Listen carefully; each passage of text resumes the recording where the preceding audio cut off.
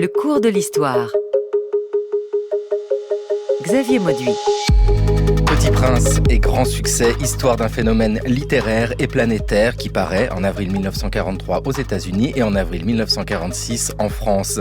Lecteurs, lectrices de tout âge découvrent alors un désert et l'astéroïde B612, un baobab et une rose, un renard et un serpent, un allumeur de réverbères et un businessman, un géographe et un ivrogne, un aviateur et le Petit Prince. À Léon Verte. Je demande pardon aux enfants d'avoir dédié ce livre à une grande personne. J'ai une excuse sérieuse, cette grande personne est le meilleur ami que j'ai au monde. J'ai une autre excuse, cette grande personne peut tout comprendre, même les livres pour enfants. J'ai une troisième excuse, cette grande personne habite la France où elle a faim et froid. Elle a bien besoin d'être consolée. Si toutes ces excuses ne suffisent pas, je veux bien dédier ce livre à l'enfant qui a été autrefois cette grande personne. Toutes les grandes personnes ont d'abord été des enfants, mais peu d'entre elles s'en souviennent. Je corrige donc ma dédicace à Léon Verte quand il était petit garçon.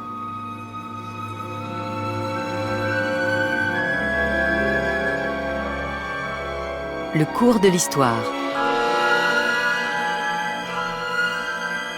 Nous venons d'entendre Claude Verte, le fils de Léon Verte, qui lisait la dédicace qu'Antoine de Saint-Exupéry a offert à son ouvrage Le Petit Prince, donc dédié à Léon Verte. Bonjour Nathalie Prince. Bonjour.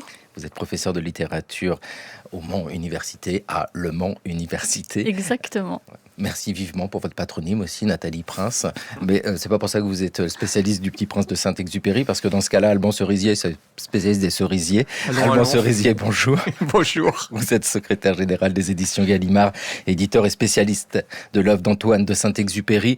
Un petit mot sur la dédicace que nous venons d'entendre, qui a beaucoup marqué. Il ne peut pas offrir son livre, le dédier à Léon Verte, parce que peut-être qu'il est devenu un adulte, alors il le dédie à Léon Verte quand il était petit garçon. C'est magnifique. Oui, c'est vraiment magnifique. Ça dit déjà beaucoup de choses sur ce que représentait l'amitié pour Antoine de Saint-Exupéry, et notamment l'amitié à l'égard de ce grand écrivain libertaire, antimilitariste qui était Léon Verte. Enfin, c'est un personnage à part entière auquel il était très très attaché, et qu'il a laissé en France, dans son Jura, où il était réfugié d'une certaine façon, et il était très inquiet pour lui.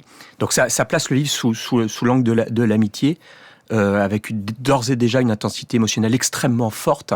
Et c'est une dédicace qu'il a placée au devant de son livre, tout à fait à la fin de l'élaboration du livre. Ça, les archives en témoignent. Et dans les premiers jeux d'épreuves dont nous disposons, du Petit Prince dans sa version américaine, on y reviendra peut-être, la dédicace ne figure pas.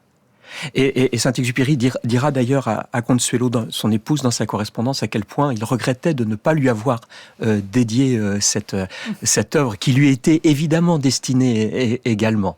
Donc il y a quelque chose comme un tremblement déjà aux premières lignes. Et puis enfin, ça dit toute la complexité littéraire de ce livre. C'est-à-dire qu'on est déjà dans une triple dédicace avec essentiellement une hésitation volontaire, voulue, sur la destination du livre. Un enfant, un adulte, ou un adulte qui est encore enfant, ou un enfant qui est quelque part un adulte, comme le Petit Prince. Nathalie Prince, bien sûr, ici, ce sont les premières lignes que nous lisons quand nous découvrons le Petit Prince, cette dédicace, et elle a toute cette importance et cette complexité qui fait écho à la complexité même du livre, non pas par la lecture, parce que la lecture est limpide, mais la complexité par qui en est le destinataire. Bien sûr, mais le simple est une notion complexe. Il faut bien partir de là quand on travaille sur Le Petit Prince. Et il y a, à travers sa dédicace aussi, l'obsession du redevenir enfant de Saint-Exupéry, qui a passé beaucoup de temps de sa vie à vouloir retourner au pays de l'enfance. Oui, et le pays de cette l'enfance. dédicace le signe, ça. Il est loin au moment où il écrit Le Petit Prince. Où se trouve Antoine de Saint-Exupéry au moment de la rédaction de l'ouvrage ? Alors, il se trouve aux États-Unis, voilà, déjà très simplement, puisqu'il rejoint New York toute fin 1940, après avoir évidemment pris part à la campagne de France et avoir été démobilisé suite à la défaite française. Et après quelques mois, semaines et mois d'hésitation, il prend l'option après en avoir discuté avec ses amis, de non pas rejoindre Londres, mais de rejoindre New York, avec la ferme intention de convaincre l'opinion et l'État américain de venir au secours de l'Europe occupée, voilà, sous l'oppression nazie. Et donc il va là-bas, il écrira d'ailleurs là-bas Pilote de guerre, son grand roman sur la défaite française et sa formulation de l'humanisme qui en découle. Et ensuite, toujours à New York et à Long Island également, dans une sorte de villa de résidence que lui avait loué son épouse Consuelo, il va se mettre à l'écriture de ce conte pour enfants qui aurait dû être un conte de Noël, en l'occurrence. Donc il est aux États-Unis, donc c'est un homme exilé. Voilà, et qui ne peut pas revenir en Europe encore.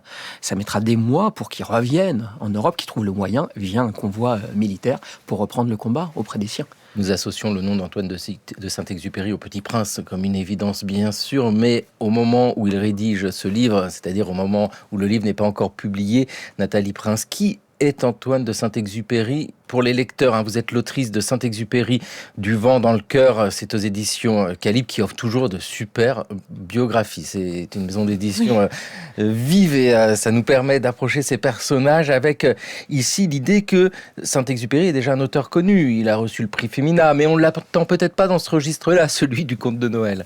Exactement, Saint-Exupéry, c'est déjà un auteur connu. Il a connu la gloire de son vivant, ce qui n'est pas le cas de tous les écrivains. Et non seulement il a connu la gloire en France, mais également aux États-Unis. Et quand il arrive aux États-Unis, comme le rappelait Alban Cerisier, on l'attend. Ses éditeurs américains l'attendent de pied ferme pour peut-être lui passer cette commande. Et puis il arrive aussi avec sa valise. Et qu'est-ce qu'il y a dans sa valise ? Puisqu'il voyage sans presque rien, il y a des feuillets qui sont les feuillets manuscrits de Pilote de guerre. C'est ça qui va commencer par publier aux États-Unis. Enfin, c'est vraiment quelqu'un qui écrit et qui se nourrit aussi de ce qu'il écrit. Vous avez dit commande ? C'est une commande, Le Petit Prince ? Absolument. En fait, les éditeurs américains avaient cette idée de demander à Saint-Exupéry un livre pour enfants. Alors, comment c'est arrivé ? Il y a une anecdote selon laquelle il aurait été déjeuner avec Eugène Reynal, son éditeur américain, et son épouse. Et puis, Saint-Exupéry faisait des petits dessins sur la nappe en papier et Eugène Reynal lui a demandé s'il ne pouvait pas créer une histoire autour de ce petit personnage. Mais en fait, il faut savoir que Saint-Exupéry avait peut-être déjà ça en tête depuis de longues années. Ça mûrissait, cette histoire d'écrire un conte dédié aux enfants. Il était très attaché à l'enfance. C'est quelque chose qui lui tenait beaucoup à cœur. Peut-être déjà dans les années 30, il avait ce projet d'écrire pour les enfants. C'est aussi quelqu'un qui dessinait. Donc, pourquoi pas dessiner aussi, ajouter l'image au texte. Oui, et il s'inscrit d'ailleurs dans un moment, une époque de renouvellement de la littérature enfantine. Faut voir, les années 30, c'est l'époque des Contes du Chat-Perché, de Marcel Aimé, donc des écrivains de littérature, des romanciers très reconnus, qui se mettent à l'écriture pour enfants, et de façon très ambitieuse, parce que les Contes du Chat-Perché, c'est plusieurs volumes, avec des partis pris de très avant-gardistes d'illustration à l'époque par l'avant-garde russe.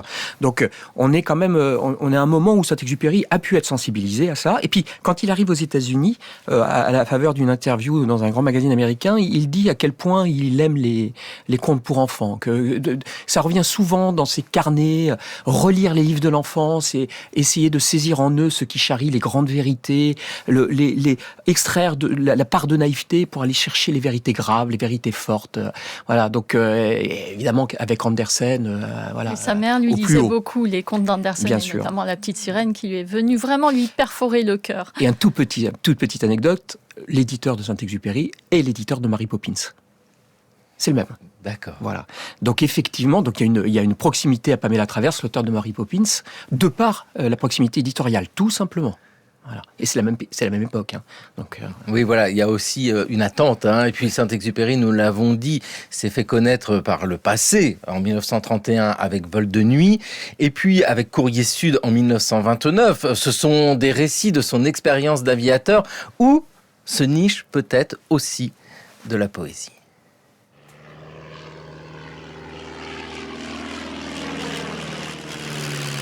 Courrier France-Amérique, parti de Toulouse, 5h45, stop. Passé Alicante, 11h10. Toulouse parlait.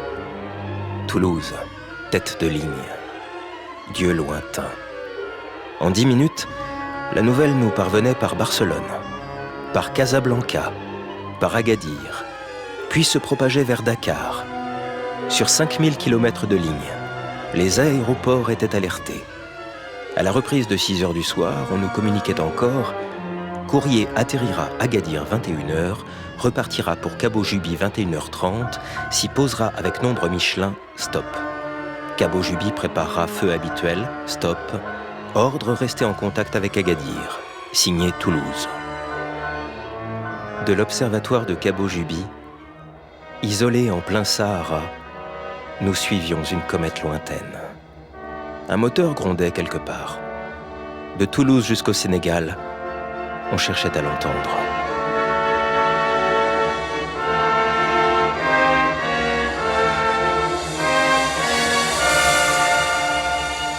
Olivier Martineau qui nous lisait ici un extrait de Courrier Sud d'Antoine de Saint-Exupéry. Nous sommes en 1929 et ici dans cette narration qui pourrait être très factuelle et d'ailleurs elle l'est, il y a quand même le son d'une comète. C'est-à-dire qu'il n'y a pas, Alban Cerisier, de rupture complète entre les œuvres d'Antoine de Saint-Exupéry avant Le Petit Prince et Le Petit Prince. Non, c'est très juste. D'ailleurs, le Petit Prince est nourri de cette expérience, même si Saint-Exupéry a bien veillé à ne pas en faire un autoportrait trop visible. Je veux dire, il a enlevé de son manuscrit initial du Petit Prince, qu'on connaît, qu'on a transcrit, ce qui le rattache trop à son expérience personnelle. D'ailleurs, à un moment, l'aviateur dit, dans le manuscrit, j'écris quelques livres. Voilà, ça, ce n'est plus dans le livre. Voilà, donc bon, il y a une prudence autobiographique. Pour autant, si on y regarde de près, Le Petit Prince commence par quelque chose qui est une sorte de continuité avec l'œuvre qui précède. C'est l'histoire d'un aviateur qui tombe dans le désert. Courrier Sud, c'est l'histoire d'un aviateur qui tombe dans le désert. Vol de nuit, c'est l'histoire d'un aviateur qui a beaucoup de mal dans la nuit sud-américaine. Tout ça, il y a un fil, véritablement. Et ce qui est magnifique dans Le Petit Prince, c'est qu'il part finalement d'une continuité romanesque pour arriver au conte de l'enfant. Il enchâsse un conte pour enfants dans un roman, d'une certaine façon, dans le début d'un roman. Donc il y a quelque chose d'une très belle transition qui se joue là, qui fait une continuité. Le manuscrit original du Petit Prince d'Antoine de Saint-Exupéry est publié aux éditions Gallimard, pour une édition anniversaire. Bien sûr, ici nous sommes fascinés toujours par l'exploration de ces manuscrits, de ce travail. D'ailleurs, quand on regarde ce travail, Nathalie Prince, il y a Le Petit Prince publié à New York en 1943, Le Petit Prince publié en France en 1946. Des différences entre les deux? C'est-à-dire que Le Petit Prince que nous lisons est-il celui qui a pu être lu en 1943? Il y a des toutes petites nuances, des toutes petites différences et je me suis attachée à une je ne sais pas comment on dira, une vétille, une coquille sur le nombre de couchers de soleil dans le chapitre 6 du Petit Prince qui m'a obligée d'abord à me remettre en question. Ça m'a beaucoup déstabilisée en tant que chercheuse et j'ai cherché à savoir pourquoi ce chiffre changeait entre la version qu'on trouve dans la Pléiade, où on affiche vraiment le Petit Prince voit 44 couchers de soleil sur sa toute petite planète. C'est une planète qui est si petite qu'on peut voir autant de couchers de soleil le même jour. Et puis les 43 couchers de soleil qu'on trouve dans d'autres éditions. Et c'est vraiment à l'occasion d'un cours avec mes étudiants que je me suis aperçue qu'il y avait quelque chose qui clochait et ça m'a littéralement obsédée pendant plusieurs années. Et en retournant sur le manuscrit, je m'aperçois que Saint-Exupéry a bien écrit 44 couchers de soleil. Ouais. Et cette nuance, elle vient peut-être du fait que ces couchers de soleil, c'est le nombre d'années qu'il a vécu et peut-être c'est un compte à rebours. En fait, quand il écrit ces 44 couchers de soleil, il y a peut-être cette façon de dire qu'il en a fini avec la vie, il est au bout du rouleau. Alors bien entendu, il a envie encore de se rendre utile, il va, comme vous le rappeliez tout à l'heure, il va aller, non pas se battre littéralement, parce qu'il fait des missions de reconnaissance, il allait faire des photos, mais peut-être que là, il est arrivé au bout du rouleau et que c'est peut-être le moment de sortir de scène pour aller rejoindre son petit personnage. Ce serait mon hypothèse de lecture, c'est que il annonce, en fait, dans Le Petit Prince, sa mort. Non seulement il raconte sa vie, mais il annonce également sa mort. C'est la chronique d'une mort annoncée. Par le nombre de couchers de soleil. Alban Cerisier, à quoi ressemble d'ailleurs ce manuscrit? C'est un manuscrit très travaillé, très raturé, ou alors c'est écrit d'une plume? Alors, c'est le manuscrit tel qu'on le connaît, qui est donc conservé encore à New York, puisque Saint-Exupéry l'avait offert à une de ses très proches compagnes, Sylvia Hamilton. C'est 160 environ feuillets écrits essentiellement au crayon. Donc c'est des choses extraordinairement fragiles sur le papier qu'utilisait alors Saint-Exupéry, qui est un papier américain dit onion skin, donc pelure d'oignon, donc quasi transparent. C'est le papier Bible, d'une certaine façon. Et ça s'y prête bien, du reste. On pourrait publier dans la Pléiade, c'est parfait.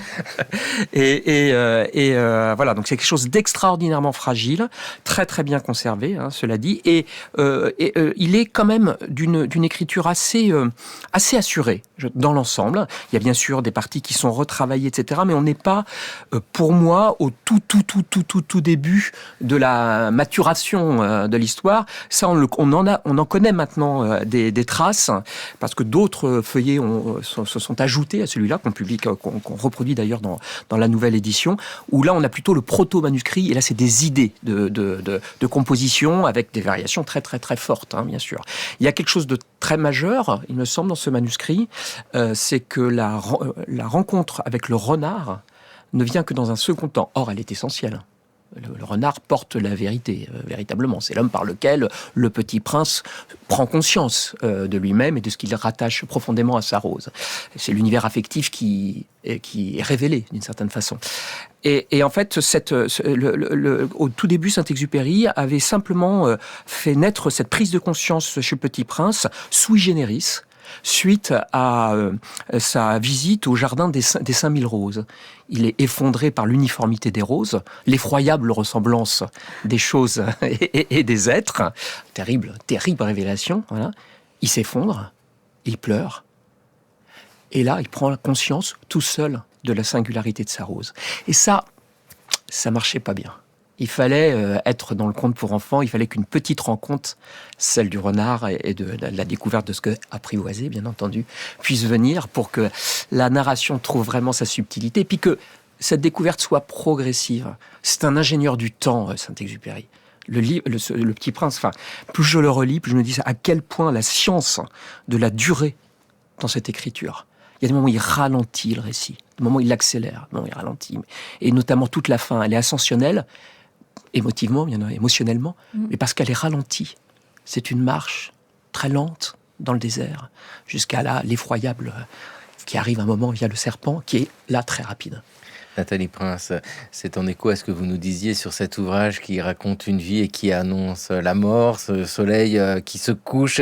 C'est une histoire de temps. Le Petit Prince, ça correspond bien d'ailleurs à son métier d'aviateur, où la question du temps, alors le temps qu'il fait, c'est une chose, mais le temps aussi qui passe en est une autre. Il y a ce rythme dans Le Petit Prince qui nous touche aussi, et là, en tant que lecteur, on n'en est pas conscient. On le subit, mais de manière extrêmement agréable, et c'est en cela qu'on est emporté. Oui, mais ne serait-ce que par la trame narrative qui fait qu'il va visiter les planètes les unes après les autres. Il fait ses petits constats humanistes, parce que c'est un petit donneur de leçons, un petit poseur de questions et un donneur de leçons. Et petit à petit, on s'engage dans ce grand petit destin du Petit Prince. La question de la temporalité, pour un aviateur, elle est fondamentale aussi. Tout à l'heure, on écoutait, je réagis un petit peu après coup, mais on a écouté un passage. Aujourd'hui, on fête les 100 ans de l'Aviateur, la première nouvelle de Saint-Exupéry qui est parue dans Le Navire d'Argent le 1er décembre 1926. Non, le 1er avril, 1926. Et on est aujourd'hui dans les... C'est vrai, c'est un centenaire. C'est une drôle de coïncidence magnifique.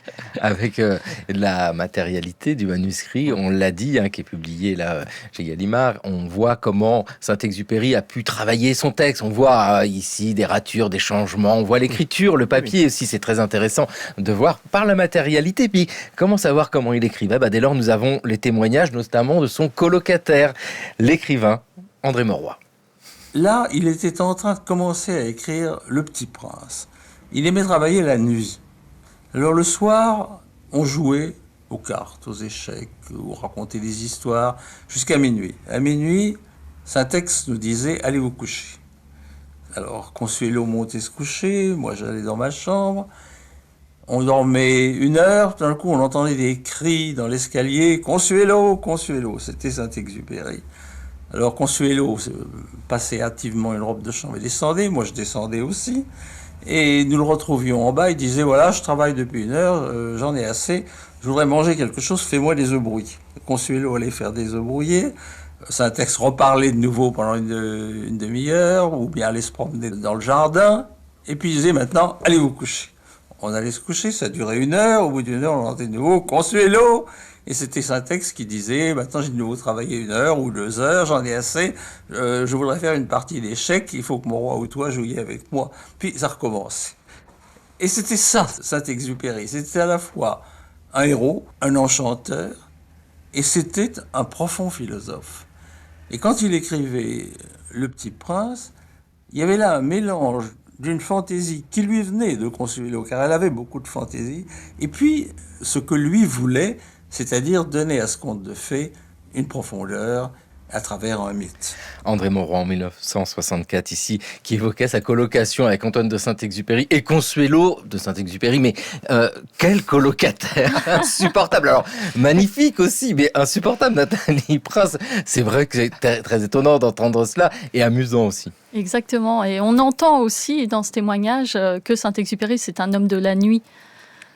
Et il travaillait beaucoup la nuit, on parlait des manuscrits, il écrivait la nuit, il fumait beaucoup pendant qu'il écrivait. Cette phrase magnifique dans une lettre où il dit à sa maman « Je n'ai jamais vécu qu'après 9 heures ». Exactement. Mais c'est vraiment ça. Et il a écrit Vol de nuit, il faisait ses vols la nuit et il écrivait la nuit, c'est très important, c'est un homme de la nuit. Et Consuelo, c'était plutôt... Il fallait plutôt l'attirer du côté de la lumière, le soleil, avec la rose, je suis née en même temps que le soleil, peut-être. Donc, il y a déjà quelque chose qui ne va pas dans ce couple, on va dire, dysfonctionnel. C'est joliment dit. Ce qui est magnifique dans le témoignage de Mauroy, d'une part, c'est que ça situe exactement l'endroit où est né le Petit Prince. Voilà, donc on est à Bevin House. En fait, c'est pas à New York, là, ce que décrit Mauroy, c'est vraiment à Bevin House, donc sur Long Island, où il reste plusieurs mois, et où il écrit pour une part, ou finit d'écrire plus justement, je pense, le Petit Prince, et surtout où il va pendant plusieurs semaines travailler à ses dessins. C'est-à-dire, je soupçonne que la réalisation des dessins a pris beaucoup plus de temps à Antoine de Saint-Exupéry que l'écriture de son texte, en tout cas du premier jet de son texte. Et ça, il y a beaucoup de témoignages là-dessus, d'une part d'André Mauroy, mais d'autres de ses amis, Denis de Rougemont qui était là-bas, Lazareff, le grand journaliste, le grand artiste Joseph Cornell américain, où il y a un témoignage extraordinaire, et d'ailleurs Cornell revient avec des dessins de Saint-Exupéry dans sa petite valise, voilà.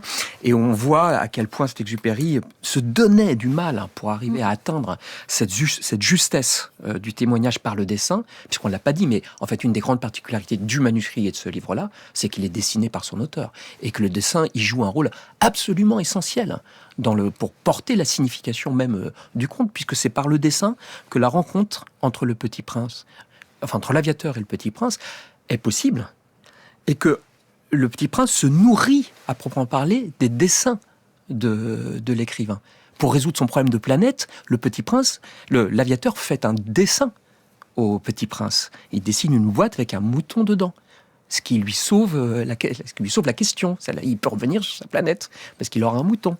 Voilà. Ouais, parce que... Et tout ça, ça joue vraiment un rôle décisif. Et si la question des dessins est manquée, le livre sera manqué. Voilà. Et c'est ça qui se passe. Et c'est Eda Stern, son amie américaine, qui lui a dit de prendre confiance en lui pour réaliser ses dessins. Parce que parfois, certains dessins ne sont pas absolument réussis, comme le tigre. Oui. Et je crois qu'il a pris modèle sur le petit chien de Bevin House pour faire son tigre. Je ne sais pas si vous avez le tigre en tête, mais il mérite d'être vu. Il a réalisé ses dessins au moment où il écrivait Le Petit Prince, ou la phase d'illustration arrive après? En fait, en même temps, puisqu'on le voit bien dans le manuscrit, il intègre des éléments de dessin dans le manuscrit lui-même, dans les pages du manuscrit. Donc il a vraiment tout à fait en tête le rôle que va avoir le dessin dans sa narration, mais il va petit à petit accueillir concevoir d'autres dessins qui vont densifier d'une certaine façon la partie graphique de son texte. Et le positionnement des dessins dans le livre, tout ça lui importe énormément. Il est en colère contre son éditeur américain parce qu'ils ne comprennent pas ce qu'il veut faire. Ce livre est très atypique, il est très complexe. Il est aussi complexe que Alice de Lewis Carroll, qui lui-même avait pensé faire fait ses dessins. Bon, et c'est pas ceux qui ont été publiés, mais il y a vraiment une attention très particulière à ça. Et il embrouille beaucoup ses éditeurs américains avec ses corrections, ses changements de position des dessins.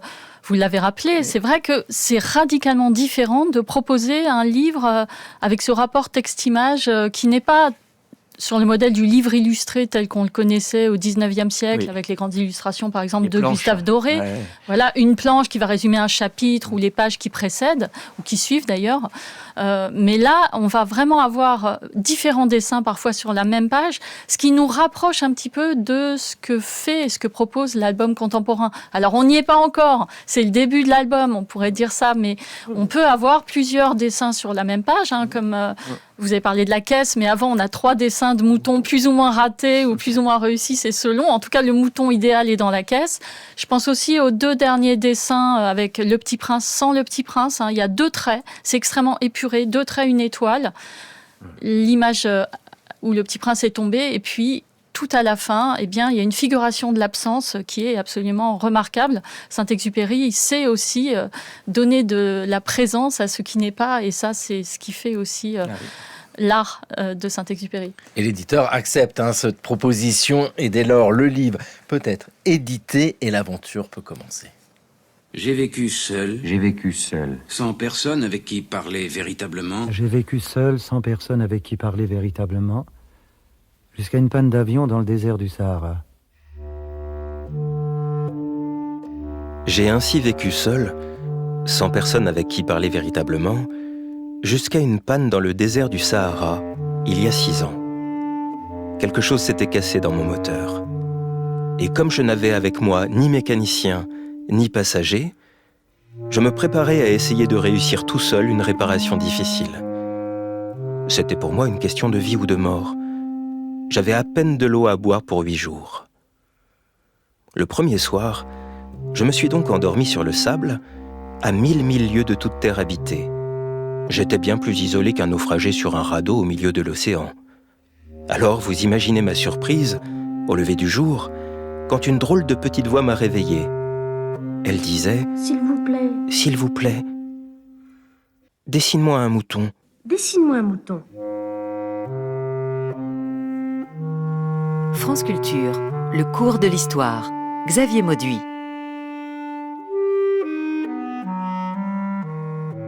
Et ici, nous avons entendu les voix d'Olivier Martineau, de Jean-Louis Trintignant, de Gérard Philippe, de Mouloudji, et Le Petit Prince, c'est Georges Poujouli avec l'aventure qui débute. Est-il possible de résumer Le Petit Prince? Alban Cerisier, qu'est-ce que ça raconte? Alors, c'est l'histoire d'une rencontre, dans le désert, entre un aviateur et comme une apparition, celle du Petit Prince, un petit personnage. Et en fait, l'aviateur va, lors de cette rencontre, comprendre petit à petit ce qui est arrivé au Petit Prince et pourquoi il se trouve dans le désert. Et donc, le livre, c'est le souvenir, finalement, de l'aviateur, de cette rencontre et la restitution de ce qui est arrivé au Petit Prince. Voilà. Et donc, l'aviateur nous apprend d'une part comment, de confidence en confidence du Petit Prince, il va saisir le parcours interplanétaire de ce petit personnage ayant quitté sa toute petite planète, voilà. Et donc sa rose, suite à une franche engueulade, on peut le dire, voilà, enfin ça s'est pas très très bien passé, il en avait assez de sa rose, il a saisi l'opportunité d'un vol d'oiseaux sauvages et il est parti à la découverte du monde, à l'aventure, comme Saint-Exupéry bien entendu. Il a fui, il est parti. Voilà. Et dans cette fuite, et c'est là où on rejoint le récit d'apprentissage, bien entendu, initiatique, il va faire quelques rencontres. Chacune de ces rencontres va se ponctuer, même si Saint-Exupéry n'y insiste pas, mais d'une vérité, de la découverte d'une certaine vérité, et de fausses vérités d'ailleurs, sur l'existence humaine, jusqu'à ce qu'il arrive sur la Terre. Et là, sur la Terre, il va vraiment saisir ce qui, au fond, l'attachait profondément à celle qu'il a quittée, qu'il a laissée dans cette petite planète. Et il va trouver le moyen d'y revenir, d'où cette rencontre avec l'aviateur, pour pouvoir revenir chez lui, au fond. C'est l'histoire d'un retour chez soi, comme beaucoup de livres, de très grands livres du répertoire. Le premier d'entre eux, c'est évidemment l'Odyssée. On est vraiment aux racines de la littérature universelle, le retour chez soi. Comment on revient chez soi. L'Odyssée qui peut être un livre pour enfants, mais il faut le simplifier un peu, mais ça se raconte et ça l'est. Et Nathalie Prince, Le Petit Prince aussi, parce que l'ouvrage est destiné à être un conte de Noël. Bon, il sort en avril, c'est loupé. Et puis il ne correspond pas au canon du livre de jeunesse du moment. C'est une nouvelle proposition. Tout de suite, il est perçu comme un livre qui plaît aux adultes. Absolument, mais c'est un livre qui a été destiné aux enfants, qui a été écrit pour les enfants. Je crois que le titre était comme si c'était manuscrit pour que effectivement les enfants s'y retrouvent tout de suite. Mais c'est clairement un livre qui peut être lu par tous, même par les enfants. C'est un grand livre pour les petits et les adultes retrouvent absolument tout ce qu'ils veulent. C'est un livre qu'on peut lire à 10 ans en se disant qu'on a tout compris et qu'on relit à 50 en se disant qu'on n'avait rien vu. Moi, c'est exactement ce qui m'est arrivé. Voilà, Alban Cerisier résumait, entre guillemets, Le Petit Prince. Je crois que c'est effectivement impossible de résumer. Ce serait une trahison, un acte contre nature. Et en même temps, c'était très joliment fait. C'est un livre qui dit pas grand-chose ou presque rien. Et en même temps, c'est tout. Il arrive vraiment à cristalliser la question de l'amitié, la question de l'amour, la responsabilité, les relations absurdes des hommes, la guerre. Il parle de la guerre, la barbarie. Ouais, il y a d'ailleurs une dimension critique dans le livre, critique sociale assurément, sur une humanité qui s'est perdue dans la mécanisation, dans la massification des comportements touristiques, de consommation. Tout ça est très très présent, bien entendu. C'est présent sous la forme du conte, mais c'est quand même là. Et puis il y a aussi une critique du conte. C'est-à-dire que c'est finalement le conte. Enfin, il prend quand même le soin de faire presser. Il le dit d'ailleurs. Il dit à un moment, j'aurais aimé commencer ce conte par Il était une fois un aviateur qui a besoin d'un ami. Mais c'est plus possible. On peut plus raconter les contes comme Andersen les racontait. L'humanité a trop vrillé. Et elle doute d'elle-même. Et ce faisant, l'humanisme est quelque chose d'assez suspect. Saint-Exupéry est bien placé pour le savoir. Voilà. Et donc il prend soin d'ouvrir son conte par un quasi avant-propos critique où il explique à quel point le contact émotionnel direct avec le monde, avec les histoires, est de façon totalement navrante, abîmé. Voilà. Heureusement, il y a encore un point de rencontre, il y a encore un aviateur qui n'est pas tout à fait adulte, même s'il est passé du côté des grandes personnes, et un petit prince qui n'est pas tout à fait qu'un enfant, qui arrive à se parler par la magie du dessin. Voilà. Et ça, moi, je le vois vraiment comme quelque chose d'extraordinairement moderniste. Voilà, on est encore une fois, on est en 43, c'est vraiment un livre aussi de désolation, d'exil, de deuil. La mort est extrêmement présente. Enfin, je veux dire, il le dit, je n'aime pas qu'on lise mon livre à la légère. Voilà, c'est exactement ce que j'allais dire. Il l'écrit quand même. C'est écrit, le narrateur du Petit Prince dit « Je n'aime pas qu'on prenne mon livre à la légère ». Il sait très bien ce qu'il écrit. Et effectivement, il y a une critique du pouvoir arbitraire, il y a une dénonciation du capitalisme, des guerres, la guerre, l'armée des allumeurs de réverbères qui se diffuse sur l'ensemble des 6 continents. La guerre peut être nimbée des moutons et des roses. Ouais. Elle est extraordinaire, cette guerre, mais c'est bien le mot guerre qui s'affiche en première ligne. Il y a une dénonciation, effectivement, du monde terrible de 1942. Après, est-ce que c'est un spectacle de désolation ? Oui, j'entends. En tout cas, dans la tête de Saint-Exupéry, ça devait vraiment être terrible. Mais il y a aussi une mélancolie, quelque chose qui relève de l'espoir. La dernière page, il y a, si vous rencontrez ce petit personnage, eh bien, dites-le moi et je pourrais être heureux. Et je pense qu'on n'est plus sur la nostalgie. Tout à l'heure, vous avez parlé de nostalgie. C'est exactement ça. C'est la douleur du retour, la douleur de ne pas être chez soi. C'est ce que vous avez tous les deux rappelé. En fait, Saint-Exupéry veut retrouver ce pays de l'enfance. La nostalgie, au sens fort, c'est une maladie. Il y a ça a été expliqué par un médecin suisse, Johannes Hofer, quand les soldats suisses partaient au combat ailleurs que chez eux et qui mouraient littéralement de ne pas être chez eux. Et le Petit Prince, il est content de partir de sa planète parce que ça se passe pas bien avec sa Rose, on va dire. Il veut aller voir du pays, il veut aller voir ailleurs, mais il n'a qu'une obsession, c'est rentrer chez lui. Et ça, cette fascination du chez-soi me paraît essentielle. Donc plutôt nostalgie peut-être. L'Aviateur, c'est un Saint-Exupéry. Mais alors, Le Petit Prince, c'est aussi Saint-Exupéry. Dire cela, c'est pas trahir l'œuvre, mais c'est ne rien dire aussi, parce que c'est beaucoup plus complexe. Vous avez tout résumé. C'est exactement ça. C'est-à-dire qu'on a autant le droit de le dire que de ne pas le dire. De même que, et la chose est vraie également pour la Rose par rapport à Consuelo, l'épouse. Et tout. On peut tout à fait avoir une lecture strictement biographique de ce livre. Et d'ailleurs, Saint-Exupéry ne la refuse pas. Dans les quelques témoignages, il y en a très peu où il parle de son livre, où il évoque son livre, notamment dans les envois qu'il a pu faire à certains de ses amis. Il fait mettre une petite bulle, un petit phylactère là au-dessus du Petit Prince en disant « ça, c'est ma photographie ». Bon. Pas nous qui le disons, c'est lui qui le dit. Photographie, ça veut bien dire ce que ça veut dire. Voilà. Donc, et Annélie de Vaugué, une de ses compagnes, il écrit « c'est l'histoire la plus vraie que j'ai jamais écrite ». Vrai au sens certainement moral du terme, voilà, mais aussi vrai au sens strictement biographique. Il n'y a aucun problème, on peut le dire. Tout ça pour moi est totalement conciliable. Et ce à quoi Saint-Exupéry s'est attaché, c'est que pour lui le livre, la poésie, l'écriture, c'est de l'émotion, c'est de la restitution d'émotions, voilà. Et donc le biographisme ne peut pas le recouvrir. Enfin, c'est pas possible. Alors là, véritablement, c'est une trahison. Si on se limite à ça. Avec ici le propos de la fleur, de la rose à ce moment-là, parce que qui est-elle ? Consuelo peut-être. Oh. Le Petit Prince était un livre qu'il tenait à écrire sur sa fleur. Sa fleur, c'était moi. C'était lui, le Petit Prince. Et il avait une fleur à soigner, une fleur, je suis espagnole, une fleur qui craignait les courants d'air, comme disait cette rose, toussait beaucoup, et me tourmentait. Alors, je me suis enfuie avec des oiseaux émigrateurs. C'était quand il partait pour ce grand voyage, et que je restais assez angoissée, et que je le menaçais d'aller me réfugier près de mes volcans, près de mes arbres qui grandissent toujours. D'ailleurs, le baobab est un arbre del Salvador. Consuelo de Saint-Exupéry.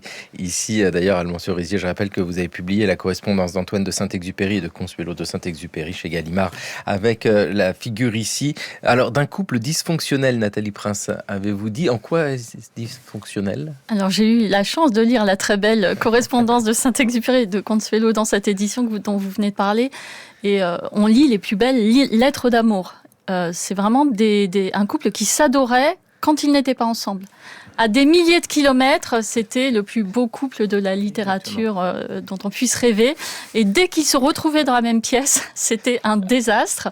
Il y avait un énorme problème peut-être d'ego, je ne sais pas. En tout cas, l'un et l'autre. De cohabitation, en tout cas. De cohabitation, voilà. Mais encore, ce que j'écris dans mon petit livre, c'est que c'est la nuit qui a rencontré le soleil. Ils sont vraiment incompatibles. Le livre, c'est Saint-Exupéry, du vent dans le cœur. Quelle place pour Consuelo dans l'écriture du Petit Prince ? Muse, inspiratrice, alors Rose ? Déjà, accompagnatrice, parce qu'effectivement, on peut vraiment reconnaître à Consuelo d'avoir mis Antoine de Saint-Exupéry, son mari, dans les conditions propres à l'écriture de ce livre, de calme, de retrait, etc., une fois qu'elle l'a rejoint donc à New York. Donc ça, c'est vraiment important. Et puis, évidemment, inspiratrice, il y a aussi le partage d'un imaginaire commun, ce qui effectivement est leur terrain d'entente. D'une certaine façon, on le voit bien dans la correspondance, c'est très, très, très tôt.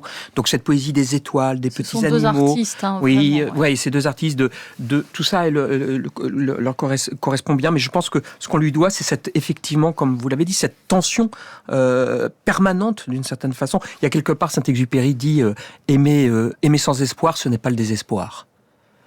On ne rejoint qu'à l'infini. Voilà. Et l'étoile est inusable. Voilà ce qui est écrit. Je crois que je suis plus dans Pilote de guerre. Voilà. Mais ça, c'est le Petit Prince. Hein. L'étoile est inusable. Donc effectivement, c'est dans la rencontre impossible, la distance permanente, que la vérité de l'amour, quelque part, se révèle. Que la trame la plus profonde et la plus solide de l'existence se révèle. Voilà. Et c'est cet état-là, que Saint-Exupéry va chercher en permanence toute sa vie. Le point limite, là où ça se révèle. C'est ça qui l'intéresse. Et c'est ce qui rattache l'aventure à l'enfance. Nathalie Prince. Oui, il lui écrit aussi en 1931, c'est-à-dire peu après leur mariage, « Chérie, j'ai toujours du vent dans le cœur. Ouais. » Preuve que ces courants d'air-là, ils sont déjà là depuis bien longtemps. Oui, parce qu'il y a ici l'existence de ces individus en exil aux États-Unis, New York, Long Island. Il y a l'écriture du Petit Prince, parution en avril 1943 aux États-Unis. D'ailleurs, quelle réception, parce que c'est pas tout de publier un livre, hein. Si c'est à 50 exemplaires et qu'on offre à ses amis et à sa famille, bon, ça en reste là. Comment ça se passe aux États-Unis ? Alors ça se passe plutôt très bien, en l'occurrence.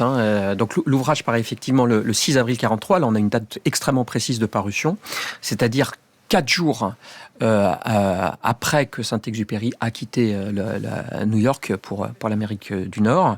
Et l'Afrique du Nord. L'Afrique du Nord, pardon, excusez-moi. Donc Saint-Exupéry n'assiste pas à la parution du livre.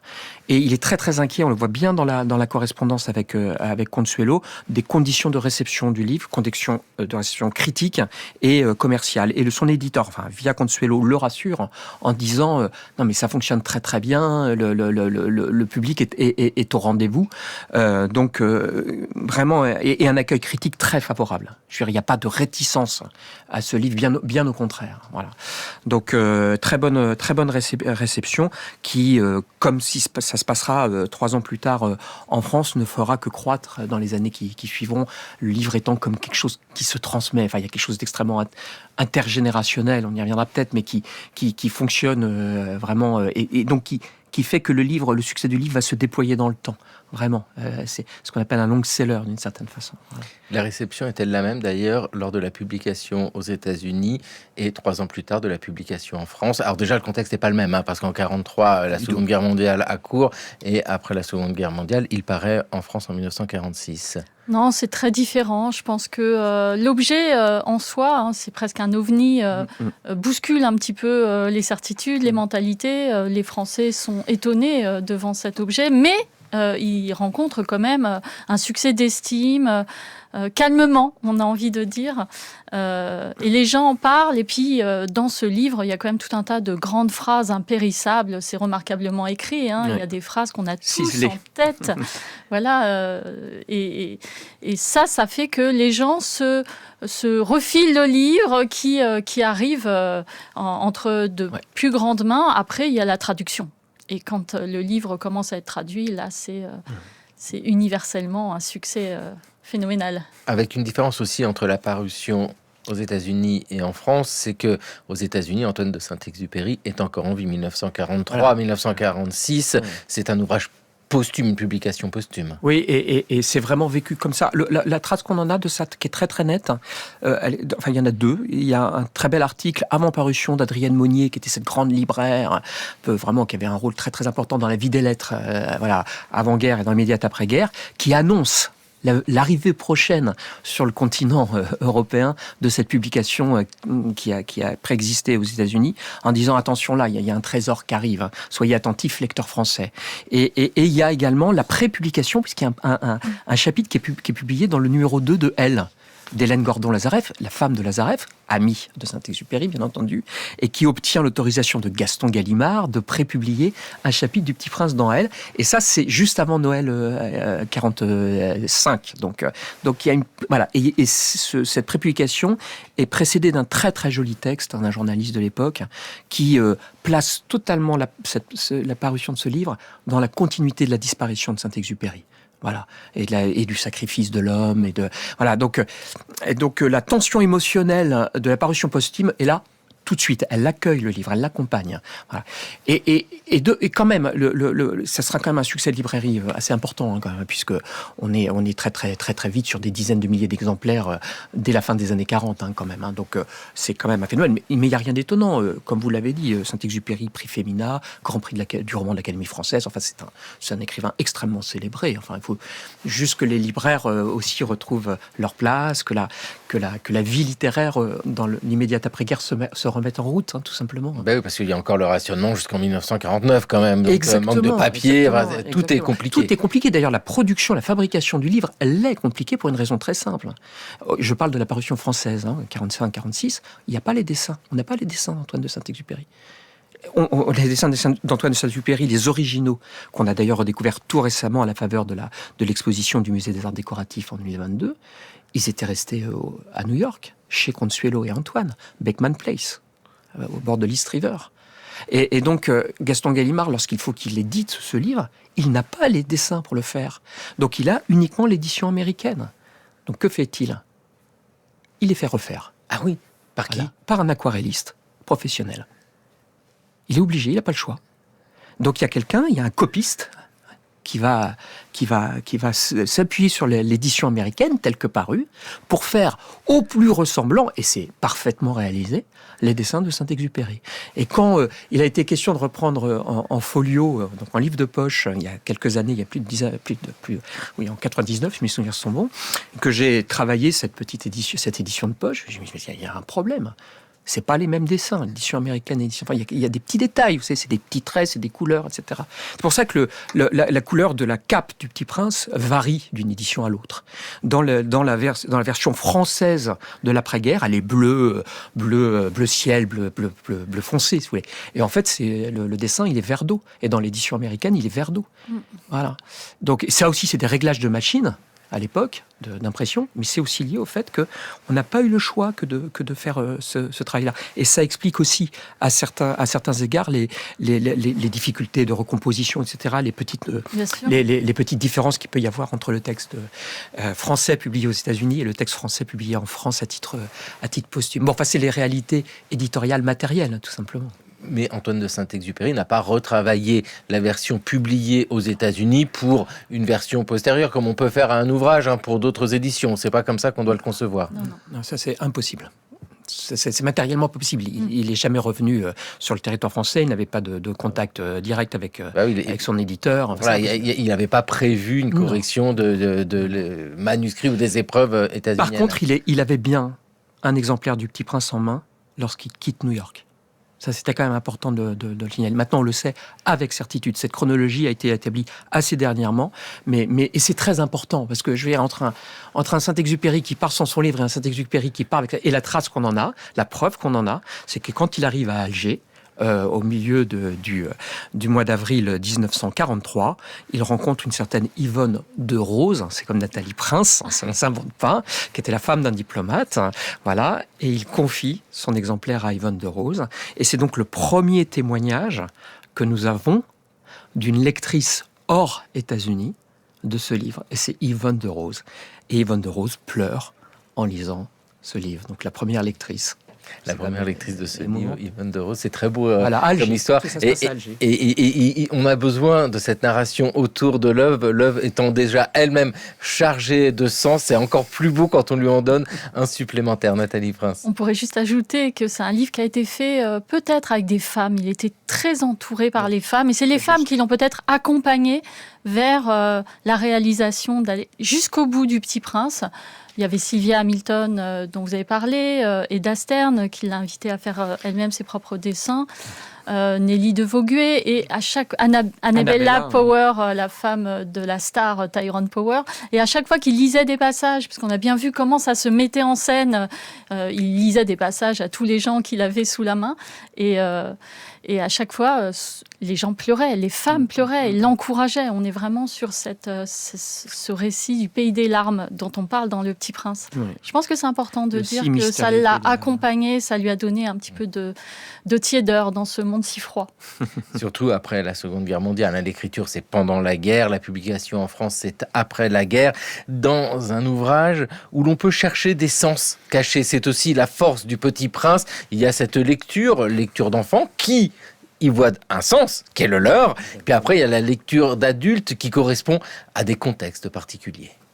Sur la planète du Petit Prince, il y avait, comme sur toutes les planètes, de bonnes herbes et de mauvaises herbes. Par conséquent, de bonnes graines de bonnes herbes et de mauvaises graines de mauvaises herbes. Mais les graines sont invisibles. Elles dorment dans le secret de la terre jusqu'à ce qu'il prenne fantaisie à l'une d'elles de se réveiller. Alors elle s'étire et pousse d'abord timidement vers le soleil une ravissante petite brindille inoffensive. S'il s'agit d'une brindille de radis ou de rosier, on peut la laisser pousser comme elle veut. Mais s'il s'agit d'une mauvaise plante, il faut arracher la plante aussitôt, dès qu'on a su la reconnaître. Or, il y avait des graines terribles sur la planète du Petit Prince. C'étaient les graines de baobab. Le sol de la planète en était infesté. Or, un baobab, si l'on s'y prend trop tard, on ne peut jamais plus s'en débarrasser. Il encombre toute la planète. Il la perfore de ses racines. Et si la planète est trop petite, et si les baobabs sont trop nombreux, ils la font éclater.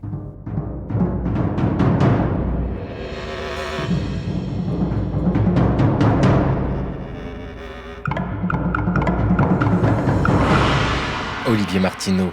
Et cet extrait du Petit Prince, les bonnes, les mauvaises herbes, Nathalie Prince. Ben là aussi, il y a plein de sens possibles sur un texte comme ça, placé dans des contextes différents. Aujourd'hui, on pourrait évoquer de l'écologie, mais à un autre moment, on pourrait évoquer autre chose avec ces baobabs qui détruisent une planète. Alors là, on est vraiment sur une image qui est un feuilleté de sens, un millefeuille. Je pourrais essayer de parler de trois couches de sens pour cette image des baobabs. D'abord, au niveau peut-être personnel, intime, ça peut représenter le corps de Saint-Exupéry qui est transpercé de toutes parts par toutes les blessures, tous les accidents, tous les crashs d'avion qu'il a eu. On lui a même extrait des petites brindilles justement du corps à New York. Ça, c'est le premier niveau. Le second niveau, c'est peut-être au niveau national ou international, si on peut dire, puisque c'est la guerre qui gronde tout autour de lui, et c'est une guerre qu'il a vue en face. Il a vu la montée des nationalismes. Saint-Exupéry, il a été grand reporter, il a couvert des fronts, il est allé en Allemagne, en Espagne, en Italie, et vraiment cette montée des nationalismes, c'est comme ces mauvaises graines qu'il faut arracher. Donc voilà un second niveau de sens. Et puis vous en parliez, je pense qu'il y a un troisième niveau. On est en 1942, c'est un moment où l'Amérique est très en avance sur la prise de conscience environnementale. C'est très étonnant parce qu'aujourd'hui, c'est plutôt le contraire. Ils sont en retard. Mais en 1942, on avait déjà des voix qui s'élevaient pour parler de la vulnérabilité de notre toute petite planète, qu'il fallait faire attention à elle, qu'il fallait l'entretenir comme ce petit prince qui ramone consciencieusement ses volcans ou qui va arracher les mauvaises graines. Voilà, on est sur quelque chose qui relève du sentiment de l'urgence. Il le dit quand il a dessiné les trois baobabs sur cette petite planète. Il a été animé par le sentiment de l'urgence et il dit « Enfants, faites attention aux baobabs ». Avec ici l'évocation des baobabs, Alban Cerisier, nous avons une image qui marque et le dessin est important parce que Antoine de Saint-Exupéry montre cette planète avec des baobabs. C'est pas facile à imaginer à l'écriture, ou en tout cas nous l'imaginons, mais il nous offre ici, il accompagne, et c'est en cela que le dessin est si important, il accompagne la lecture et on saisit maintenant, et une fois qu'on a vu cette planète et ses baobabs, on ne peut voir qu'elle. Voilà, on voit bien ce que très bien ce que c'est. Il était très très fier de ce dessin. Il dit c'est le plus beau dessin du livre. Peut-être pas d'accord, mais en l'occurrence, voilà, c'est vrai que c'est très. Et moi, je pense aussi, ça me fait penser aussi à l'image de la planète, vous savez, avec les éléphants qui sont les uns sur les autres. Ça aussi, je pense que c'est des dessins qui sont frappants pour les enfants, quoi. Je veux dire, des éléphants les uns sur les autres sur une toute petite planète, c'est quand même super drôle. Voilà. Et des baobabs, des arbres qui envahissent une planète, c'est extrêmement angoissant. C'est une image très frappante et qui s'adresse effectivement à l'adulte, voilà, et voilà, aux enfants aux adultes que seront les enfants plus tard, mais aussi très directement aux enfants par leur puissance graphique, quoi, immédiate. Voilà. Il était très fier globalement de ses dessins définitifs du Petit Prince, qu'il avait pris le soin de tous placer sous des Marie-Louise, et il avait autographié les Marie-Louise. Il n'y a que pour les dessins originaux du Petit Prince qu'il a fait ça. J'ai jamais vu pour d'autres dessins. Donc c'était ces petits chefs-d'œuvre. Il s'est vraiment beaucoup appliqué. Oui, je sais qu'il y a des témoignages qui disent qu'il tirait la langue quand il dessinait pour pas dépasser. C'est assez amusant aussi d'imaginer qui. Et on voit la réussite, tellement ces dessins d'Antoine de Saint-Exupéry sont repris, mais alors repris sans cesse. Parfois, beaucoup et partout. Oui. Non, mais c'est vrai qu'il y a tout un marketing autour de cela parce que Nathalie Prince, c'est aussi une histoire commerciale. Cette histoire du Petit Prince, vous avez évoqué ses traductions. L'ouvrage est traduit rapidement partout, succès partout dans le monde. On peut voir des variations de réception. Est-ce que cela, c'est quelque chose qu'on peut essayer d'identifier autour du Petit Prince ? Je sais qu'il est traduit, c'est un des ouvrages les plus traduits au monde, après la Bible, en 300 langues. 700 maintenant. 700, d'accord, voilà, pardon. Langue et dialectes locaux. Aujourd'hui, c'est essentiellement des langues régionales. La traduction, là, il y a tout récemment, il y a une édition sur un dialecte local du Poitou. Voilà, de la région de pas très loin de Mortemer, etc. Voilà. Donc on est vraiment maintenant dans la micro traduction. Voilà, mais c'est magnifique. Mais on est le Petit Prince. Exactement. C'est un véritable phénomène littéraire. Au-delà des traductions, il a été mangaisé, BDisé, mis en scène, joué, rejoué. Ça s'arrête plus. Et moi, ce qui m'intéresse, c'est qu'on arrive au statut de mythe littéraire, bien sûr. Et moi, je suis curieuse de savoir la phase de démythification. Comment ça va se passer quand ça va retomber ? Parce que ça va toujours retomber. Alors, il y a des territoires quand même qui sont effectivement plus attentifs au livre, plus sensibles au livre, notamment le monde asiatique, le Japon, la Corée. Enfin, il y a vraiment une histoire propre de la réception de ce livre de ce côté-là. Au Brésil, en Argentine, ce qui répond aussi à une histoire commune de Saint-Exupéry avec ces endroits. Donc voilà, il y a toute une géographie historique de la réception de ce livre. Puis nous savons combien, une fois que certains ouvrages sont validés chefs-d'œuvre, ils deviennent références et nous n'osons plus les critiquer puisqu'ils sont validés chefs-d'œuvre. Oui. Ce qu'il faut peut-être rappeler aussi, mais avant tout, c'est le plaisir de la lecture de Saint-Exupéry. Et rien que cela, relire Le Petit Prince, l'analyse est exceptionnelle et formidable et l'histoire même, merci vivement de nous la raconter, mais le plaisir de la lecture. Voilà, et c'est ce que Dumézil, je crois, disait justement à propos de l'Iliade ou de l'Odyssée. Il disait, mais il faut lire l'Odyssée, mais sans se poser la moindre question et le lire tel qu'il se donne, quoi. Enfin, il y a pas d'obligation, voilà. Mais Saint-Exupéry dit quand même, j'aime bien qu'on lise mon livre avec gravité. Enfin, il y avait une intention chez Saint-Exupéry et je pense que cette intention est quand même portée par l'écriture. Enfin, moi, je la ressens quand même. Je la ressens. C'est pas quelque chose qu'on peut lire comme ça non plus. Vous confirmez, Nathalie Prince ? Ah oui, complètement. C'est un livre... Il n'y a pas une lecture du Petit Prince. Moi, j'ai proposé une hypothèse de lecture, mais il y en a... Chacun verra son Petit Prince de manière différente. Chacun a un petit peu du Petit Prince dans le cœur. Ah, c'est joliment dit, ça. Merci pour cette conclusion, Nathalie Prince.